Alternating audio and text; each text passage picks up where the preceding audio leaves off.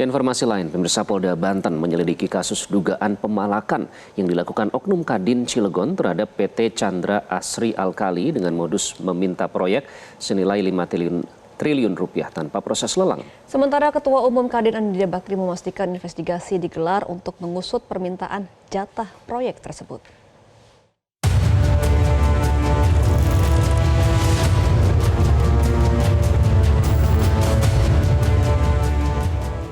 Lagi-lagi iklim usaha dan investasi kembali diganggu dengan persoalan pemalakan dan aksi intimidasi.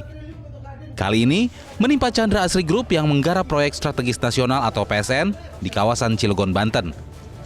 Viral di media sosial, pertemuan perwakilan kontraktor proyek dengan Oknum Kadin bersama salah satu ormas diduga meminta jatah proyek senilai 5 triliun rupiah tanpa proses lelang. Tanpa ada lelang, porsinya harus jelas tanpa ada lelang. 5 triliun untuk Kadin, 3 triliun untuk Kadin tanpa ada lelang. Bagi selesai. Kepolisian pun turut tangan dan tengah menyelidiki dugaan pemalakan yang dilakukan Oknum Kadin dan ormas tersebut. Selain mengumpulkan informasi, Polda Banten tengah menjadwalkan pemanggilan kepada pihak terkait. Pihak Polres Cilegon sebelumnya telah menggelar mediasi dan memastikan dugaan intimidasi tersebut tak terulang kembali. Hanya miskomunikasi saja antar pengusaha asing dan pengusaha lokal di Kota Cilegon. Sudah kita mediasi dan kita ultimatum, tidak ada pengancaman, kemudian tidak ada intimidasi. Apabila ada, kita tindak tegas.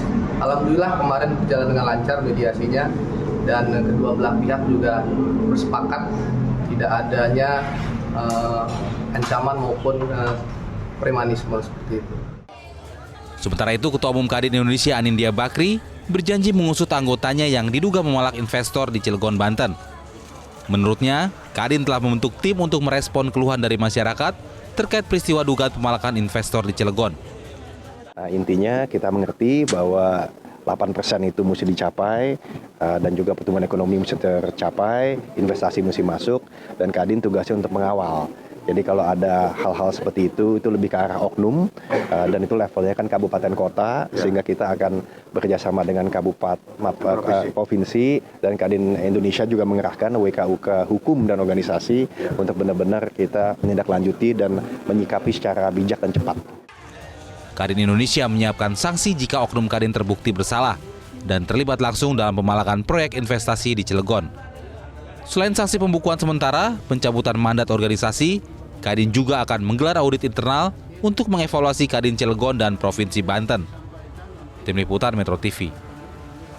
Jelajahi cara baru mendapatkan informasi. Download Metro TV Extend sekarang.